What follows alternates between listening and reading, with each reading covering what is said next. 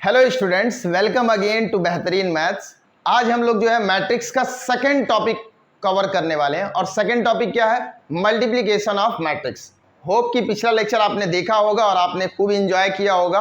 पिछला लेक्चर अगर नहीं देखा है तो ज़रूर जाके प्लेलिस्ट से पिछला लेक्चर देखें, और पिछला लेक्चर जब तक नहीं देखेंगे ये लेक्चर उतना ईजिली समझ में नहीं आएगा। तो पहले first lecture then this lecture. So let us start what is multiplication of matrix. Hope कि आप सभी लोग अच्छे होंगे। चलो ध्यान दो, ठीक है। Multiplication of matrices, multiplication of matrices, ठीक है। तो दो मैट्रिक्स का मल्टीप्लिकेशन कब पॉसिबल है, ठीक है ना? If A and B are two matrices, then AB exists only when order of number of, sorry ऐसा लिख लेना कि number of columns of matrix A is equal to number of rows of matrix B। ये बहुत important point है, यही पूरा matrix multiplication में काम आएगा भाई। कि ए और बी अगर दो मैट्रिक्स है तो उनका मल्टीप्लिकेशन ए बी कब एग्जिस्ट करेगा, ठीक है ना? ए बी तभी एग्जिस्ट करेगा, मतलब मल्टीप्लिकेशन तभी पॉसिबल है जब फर्स्ट मैट्रिक्स का नंबर ऑफ कॉलम और सेकंड मैट्रिक्स का नंबर ऑफ रोज क्या होना चाहिए? बराबर। जैसे कि ए अगर मैट्रिक्स m क्रॉस n है और बी मैट्रिक्स है p क्रॉस Q, तो ए बी तभी एग्जिस्ट करेगा, जब n is equal to p। अगर n p के बराबर है तब ए बी एग्जिस्ट करेगा, और ए बी का जो ऑर्डर आएगा वो जो सेम चीज है उसको बुला जाओ, बचा जो वही हमारा ऑर्डर हो जाएगा, ठीक है। जैसे मान लो कि ए का ऑर्डर है 2 क्रॉस 3, तो नंबर ऑफ कॉलम इसमें 3 है, और बी का ऑर्डर कितना है? 3 क्रॉस समथिंग 3। बी का ऑर्डर कितना है? मान लिए 3 क्रॉस 3। तो नंबर ऑफ ये जो बीच वाले जो हैं, मतलब पहले का नंबर ऑफ कॉलम और दूसरे का नंबर ऑफ रोज बराबर है, तो ए बी एग्जिस्ट करेगा, और ए बी मैट्रिक्स का जो ऑर्डर आएगा वो बचे हुए दो एलिमेंट, वही हमारा क्या हो जाएगा? ऑर्डर। होप कि ये बात समझ में आ रही है, ठीक है। ए बी का मैट्रिक्स तब ए बी मैट्रिक्स का मल्टीप्लिकेशन तभी पॉसिबल है जब पहले मैट्रिक्स ए का नंबर ऑफ कॉलम और दूसरे मैट्रिक्स बी का नंबर ऑफ रो दोनों क्या हो? बराबर हो। अगर बराबर है तो मल्टीप्लाई करने के बाद वो जो बराबर चीज है वो गायब हो जाएगा, बचा हुआ दोनों का मल्टीप्लाई वही हमारा क्या हो जाएगा? ऑर्डर। होप कि ये बात समझ में आ गई होगी, ठीक है। उसके बाद प्रॉपर्टीज है। प्रॉपर्टीज में पहला कि ए बी जो आ रहा है वो बी ए के बराबर नहीं होगा, ये बात याद रखना कि A into B is not equal to B into A. जैसे मान लो कि ए बी तो यहाँ पे पॉसिबल है, अगर मैं बी इंटू ए निकालता तो बी का ऑर्डर कितना है? 3 क्रॉस 3, और ए का ऑर्डर कितना है? 2 क्रॉस 3। तो बी ए तो यहाँ पे एग्जिस्ट ही नहीं करेगा, बी ए एग्जिस्ट नहीं करेगा। क्यों एग्जिस्ट नहीं करेगा भाई? क्योंकि बी ए में बी का नंबर ऑफ कॉलम और ए का नंबर ऑफ रोज बराबर नहीं है। तो जरूरी नहीं है कि ए बी एग्जिस्ट कर रहा है तो बी ए भी एग्जिस्ट करे, और अगर बी ए एग्जिस्ट कर भी जाता है, पहला पॉइंट कि ए बी एग्जिस्ट कर रहा है तो जरूरी नहीं कि बी ए एग्जिस्ट करे। दूसरा पॉइंट कि ए बी एग्जिस्ट कर रहा है तो बी ए भी एग्जिस्ट कर देगा, लेकिन जरूरी नहीं है कि दोनों बराबर हो, ठीक है। ये पॉइंट याद रखना बहुत ही इंपॉर्टेंट है, ठीक है। तो ए बी बी ए के बराबर नहीं है। दूसरा, अगर ए बी का मल्टीप्लाई करके सी से मल्टीप्लाई कर दे या फिर ए इंटू बी सी कर दे, दोनों बराबर आएगा, इसमें कोई दिक्कत नहीं, ठीक है।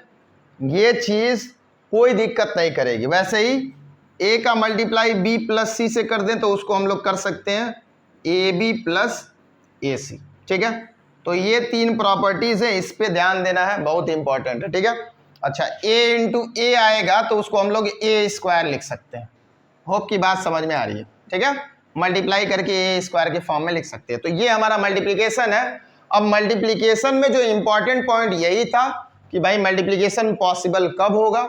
जब पहले मैट्रिक्स का नंबर ऑफ कॉलम और दूसरे मैट्रिक्स का नंबर ऑफ रो क्या हो? बराबर। तो इस पे हम लोग कुछ क्वेश्चन सॉल्व करेंगे और देखते हैं कि कैसे क्वेश्चन आ सकते हैं एग्जाम में। ओके बच्चों ध्यान से देखो, मल्टीप्लीकेशन इस क्वेश्चन में मैं सिखा दूंगा पूरा कैसे मल्टीप्लाई करते हैं। मल्टीप्लीकेशन जो होता है रो क्रॉस कॉलम में होता है, ठीक है।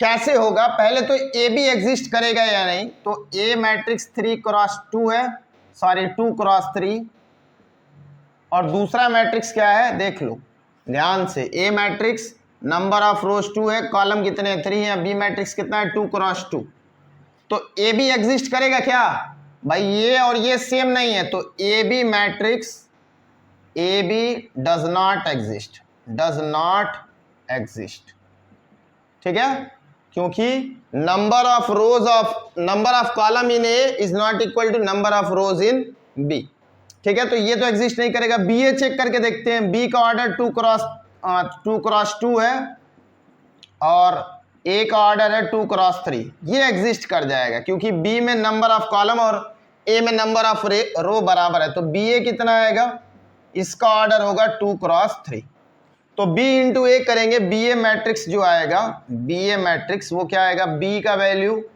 2 1 -3 3 और ए मैट्रिक्स कितना है 1 2 3 4 -1 0। चलो मल्टीप्लिकेशन सीखेंगे। मल्टीप्लिकेशन रो क्रॉस कॉलम होता है, ठीक है ना, पहले रो को उठाओ और पहले कॉलम को, ठीक है ना, पहले रो का मल्टीप्लिकेशन दूसरे मैट्रिक्स के पहले कॉलम से, फर्स्ट एलिमेंट का मल्टीप्लाई फर्स्ट से, तो 2 × 1 बीच में प्लस लगाते जाएंगे, फिर -3 × 4, -3 × 4, बात समझ में आ रही है। रो क्रॉस कॉलम R1 × C1, ठीक है, और पहले एलिमेंट का मल्टीप्लाई पहले से प्लस दूसरे का दूसरे से, फिर R1 × C2, अब R1 का मल्टीप्लाई किससे करेंगे C2 का, तो 2 × 2 प्लस -3 × -1, -3 × -1, ठीक है, तो फर्स्ट रो सेकंड कॉलम, अब अगेन फर्स्ट रो और थर्ड कॉलम 2 × 3 और प्लस -3 × 0, -3 × 0। होप कि ये बात समझ में आई। तो फर्स्ट रो का काम तमाम हो गया, ठीक है। अब सेकंड रो फर्स्ट कॉलम, तो सेकंड रो और फर्स्ट कॉलम का मल्टीप्लाई करेंगे तो 1 × 1 1 प्लस 3 × 4, 3 × 4। होप की बात समझ में आ रही। फिर first row second column 1 × 2 plus 3 × -1। Next first row second row third column, तो 1 × 3 और 3 × 0, 1 × 3 और प्लस 3 × 0। होप की बात समझ में आ गई होगी कैसे मल्टीप्लाई कर रहे हैं। नहीं समझ में आया तो फिर अगला क्वेश्चन देखेंगे, या फिर एक बार पीछे फिर से बैक जाके देख लो तो कुल समझ में आ जाएगा, ठीक है। तो 2 और ये -12, नीचे में 1 + 12, ये 4 + 3 और यहाँ पे 2 - 3, यहाँ पे 6 और यहाँ पे 3, 6 और 3, सिंप्लीफाई कर लो, 2 - 12 -10, 4 + 3 7 6, यहाँ पे 12 + 1 13, -1 और 3। चेक कर लेना सब कुछ सही है, यानी 2x3 मैट्रिक्स आएगा। तो मैंने पहले ही बताया था कि ऑर्डर क्या आएगा 2x3, तो इसका भी ऑर्डर क्या आ गया 2x3। होप कि ये समझ में आया। चलो आगे बढ़ते हैं और कुछ क्वेश्चन देखते हैं। चलो बाबू लोग, अगला सवाल क्या है कि if a = ab b² - a² - ab then show that a² is 0 matrix. a² मैंने बताया था कि a × a होता है, तो निकाल लो ab - a² b² - ab, इसका multiply same ab - a² b² और -ab, ठीक है। मल्टीप्लाई करके देखते हैं क्या आता है भाई। रो क्रॉस कॉलम, तो first row first column ab × ab का स्क्वायर प्लस b² × -a का स्क्वायर, ठीक है। Same first row second column ab × b², तो ab × b² plus b² × -ab, तो b² × -ab। नेक्स्ट है सेकंड रो और first column, तो -a² × ab, -a² × ab plus -ab × -a² -ab × -a², ठीक है। Same second row second column minus a square into b square minus a square into b square plus minus a b into minus a b, तो minus a b का whole square. अब ध्यान से देखो भाई, ये ए बी का whole square यहाँ पे माइनस ऑफ ए बी का होल स्क्वायर कट जाएगा, ये चीज प्लस में ये माइनस में कैंसिल हो जाएगा, यहाँ माइनस में और ये माइनस माइनस प्लस में कैंसिल हो जाएगा, ये भी यहाँ माइनस में ये स्क्वायर होके प्लस में हो जाएगा, खत्म हो जाएगा।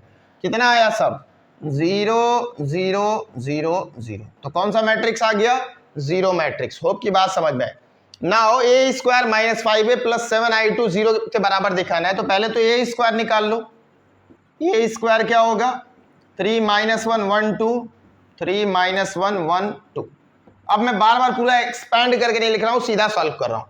फर्स्ट रो फर्स्ट कॉलम 3 3 जा 9 और 1 into minus 1 sum. First row second column 3 into 1 3 और plus 1 into 2 2। Second row first column minus 1 into 3 minus 3 2 into minus 1 minus 2। Next second row second column minus 1 into 1 minus 1 2 into plus 2 that is 4। Solve कर लो 8 5 minus 5 और 3। ठीक है, ए square आ गया। हमको क्या चाहिए, ए स्क्वायर माइनस 5a और प्लस 7i2। i2 मतलब identity matrix of second order. A square कितना है 8 माइनस 5 5 और 3 माइनस 5 टाइम्स ए, तो 5 इंटू ए का वैल्यू कितना है 3 माइनस 1 1 2 और प्लस 7i2, तो 7 इंटू 1 0 0 1। ठीक है, अब डायरेक्ट मैं सॉल्व कर रहा हूँ। 8 minus 15 8 minus 15 minus 7 plus 7 0, 5 minus 5 0 और प्लस 0 0, माइनस 5 और प्लस 5 0 प्लस 0 0 और 3 और माइनस 10 माइनस 7 और प्लस 7, ये भी कितना हो जाएगा 0। सिंप्लीफाई कर लो, you will get the answer zero matrix. Hope की बात समझ में आई। Let us move for another question. चलो बच्चा लोग अगला सवाल देखो, जो कि बहुत ही इंपॉर्टेंट है, ध्यान देना, बहुत इंपॉर्टेंट है भाई। क्या है, मैट्रिक्स ए का वैल्यू बताना है। ए का वैल्यू जबकि something into A is equal to something दिया, भाई इन दोनों का मल्टीप्लाई होने पे ये आ रहा है। इसका ऑर्डर कितना है 2 क्रॉस 3 सॉरी 3 क्रॉस 2 और इसका ऑर्डर भी कितना है 3 क्रॉस 2। अब ध्यान समझो, मान लो ये मैट्रिक्स कुछ है बी मान लेते हैं, बी इंटू ए कितना दिया हुआ है सी के बराबर, और बी का ऑर्डर कितना है 3 क्रॉस 2। ए का ऑर्डर नहीं पता है, मैं m क्रॉस n लिख ले रहा हूं। ठीक है ना भाई, ए का ऑर्डर हमें नहीं पता है, मैं ए का ऑर्डर m क्रॉस n लिख रहा हूं। और सी जो मैट्रिक्स आ रहा है उसका ऑर्डर कितना आ रहा है 3 क्रॉस 2। भाई हमें एक चीज पता है कि इन दोनों का मल्टीप्लीकेशन तभी पॉसिबल है जब नंबर ऑफ कॉलम बी का और नंबर ऑफ रोज ए का बराबर हो। मतलब m बराबर कितना होना चाहिए 2, तभी तो मल्टीप्लाई हुआ होगा। और दूसरा, अगर m2 के बराबर है तो बीच वाला गैप हो जाता है। 3 क्रॉस n जो होगा वो किसके बराबर होगा 3 क्रॉस 2 के बराबर, मतलब n का वैल्यू कितना आ जाएगा 2। होप की बात समझ में आई है। सबसे पहले भाई इन दोनों मैट्रिक्स का मल्टीप्लीकेशन तभी पॉसिबल है, ठीक है ना, पॉसिबल है तभी ये इक्वल दिया हुआ है। और पॉसिबिलिटी कब है मल्टीप्लीकेशन की, जब पहले मैट्रिक्स का नंबर ऑफ कॉलम और दूसरे मैट्रिक्स का नंबर ऑफ रो क्या हो जाए बराबर। तो ए का नहीं दिया था तो m क्रॉस n मान लिया, तो ये दोनों तो बराबर होगा, मतलब m बराबर 2 हो गया। और ये बराबर होगा तो 3 क्रॉस n ही सी का ऑर्डर आएगा नए मैट्रिक्स का, तो 3 क्रॉस n 3 क्रॉस 2 के बराबर, तो n का वैल्यू कितना हो गया 2। मतलब मैट्रिक्स ए जो है हमारा वो क्या है 2 क्रॉस 2। मैट्रिक्स ए क्या आ गया 2 क्रॉस 2, जो मान लेते हैं कि उसके एलिमेंट क्या है a b c d. Just I have taken let a matrix कितना है ए बी सी डी, तो ये कितना हो जाएगा 2 1 माइनस 3 माइनस 1 0 4। मैट्रिक्स ए कितना ले लिया मैंने a b c d is equal to minus 1 1 9 minus 8 minus 2 22। अब इन दोनों को मल्टीप्लाई कर दो और इक्वेट कर दो, इक्वालिटी ऑफ मैट्रिक्स से आंसर आ जाएगा। सॉल्व करते हैं। 2 into A 2a minus A into C minus C, 2 into B 2b minus 1 into D minus D. Same 1 into A, ठीक है, 1 इंटू ए दूसरा रो फर्स्ट कॉलम और first second row first column, तो 1 into ए 0 into सी तो plus 0, 1 into B हो जाएगा plus 0 into D तो 0, फिर थर्ड रो फर्स्ट कॉलम तो -3 इंटू ए -3a और 4 इंटू सी 4c -3b और +4d is equal to -119 -8 -2 22। Directly compare करेंगे, ए का वैल्यू कितना हो जाएगा 1, यहां से बी का वैल्यू -2 और सी वाला यहां से निकालते हैं 2a माइनस सी कितना है हमारा -1 के बराबर। ए का वैल्यू 1 रख दो, माइनस सी -1 तो माइनस सी जो हो जाएगा -1 -2 that is -3 so c is equal to 3। A1 B2 और C कितना हो गया 3, D निकालना है, D कितना हो जाएगा 2B minus D is equal to -8। B का वैल्यू रख लो -2 minus D is equal to -8, ये -4 उधर जाके ऐड हो जाएगा तो -8 + 4 so -D is equal to -4, D is equal to 4। तो ABCD कितना आ गया, ये तो मैट्रिक्स A कितना हो गया हमारा दैट इज 1 -2 3 और 4। This is our answer. तो ये बहुत इंपॉर्टेंट क्वेश्चन था और थोड़ा सा अच्छा क्वेश्चन था, इसलिए मैंने दिया। इसको अच्छे से समझना और एक बार फिर से रिवाइज करके देख लेना, ठीक है। Let us go for another question. Okay students, next question है कि एफ ऑफ एक्स गिवन है, हमको क्या शो करना है f of x into f of y is equal to f of x plus y. तो मैं क्या कर रहा हूं f of x into f of y निकाल रहा हूं, f of x into f of Y, और हम शो कर देंगे कि f of x plus y के बराबर। तो एफ ऑफ एक्स का मतलब as it is given minus sine x cos of x 0 0 0 1। F of Y का मतलब क्या हुआ भाई, जहां जहां एक्स है वहां वाई लिख लो, तो cos of y sine y 0 minus sine y cos y 0 0 0 1। ठीक है ना, multiply this to row cross column, cos x into cos y cos x cos y और माइनस साइन एक्स और साइन वाई और 0 into 0 कोई बात नहीं छोड़ दो। फिर first row second column cos x into minus sine Y तो minus cos X sine Y और minus sine x cos of Y, 0 into 0 भूल जाओ। फिर दिस इंटू 0 0 0 ये 1 इंटू 1 कितना हो जाएगा, सॉरी 0 इंटू 0 0 हो जाएगा। ठीक है ना, इसका मल्टीप्लाई थर्ड रो में थर्ड कॉलम में करेंगे तो ये 0 into 0 cos X into 0 0 sine X into 0 0 0 into 1 0, एक ये हो गया। फिर sine x cos Y sine x cos of Y और plus cos X sine Y, similarly sine X minus sine Y sine Y और cos x cos y तो plus cos x cos y और 0 into 0 तो 0 ही हो जाएगा। ठीक है, और थोड़ा सा मिसप्रिंटिंग हो गया क्या, ठीक है नहीं सही है, cos x cos y 0 into 0 0। ठीक है, 0 इंटू 0 ये तो 0 हो जाएगा और ये भी क्या बन जाएगा 0, 1 इंटू 1 कितना हो जाएगा 1। होप कि ये बात समझ में आई। अच्छा यहाँ पे देखो cos a cos b minus sine a sine b, ये फॉर्मूला होता है cos of a plus b का। ठीक है, और यहाँ पे माइनस कॉमन ले लें तो sine A cos B cos A sine B, ये बन जाएगा minus sine A plus B. ठीक है, सिमिलरली यहाँ पे sine A cos B plus cos A sine B sine A plus B, और यहाँ पे भी अगर माइनस कॉमन ले लें, sorry cos A cos B minus sine A sine B, तो ये cos of x plus y दिया हुआ है। सिमिलरली 0 0 और 0 0 1। अच्छा देख लो जहां जहां x था वहां पे x प्लस वाई मिल गया है, तो which is equal to f of x plus y. Hope की बात समझ में आ गई है। Let us go for another question. Okay student, next question very important for the objective exam जो इस बार होने वाला है।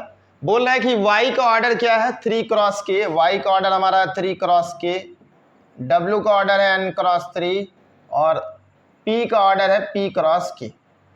पूछ क्या रहा है कि P Y plus W Y का ऑर्डर क्या होगा, मतलब P Y plus W Y define कब होगा। तो पहले तो पी वाई कब डिफाइन होगा, पी वाई डिफाइन होने के लिए पी का ऑर्डर कितना है पी क्रॉस के और वाई का ऑर्डर कितना है 3 क्रॉस के। तो भाई इसको डिफाइन होने के लिए के का वैल्यू कितना होना चाहिए 3। तो पहले तो पी वाई डिफाइन होना चाहिए, उसके बाद डब्ल्यू वाई डिफाइन होना चाहिए, तब दोनों का सम डिफाइन होगा। तो ये दोनों डिफाइन होने के लिए पी वाई कितना ऑर्डर हो जाएगा, पी क्रॉस के, पी क्रॉस के, और जिसमें के का वैल्यू कितना होना चाहिए 3। तो सबसे पहला कंडीशन तो के का वैल्यू 3 होना चाहिए, तभी पी वाई एग्जिस्ट करेगा, और पी वाई का ऑर्डर कितना होगा, पी क्रॉस के। सिमिलरली डब्ल्यू वाई, तो डब्ल्यू का ऑर्डर कितना है भाई, एन क्रॉस 3, वाई का ऑर्डर 3 क्रॉस के। भाई एग्जिस्ट करना है तो ये बराबर है, ठीक है।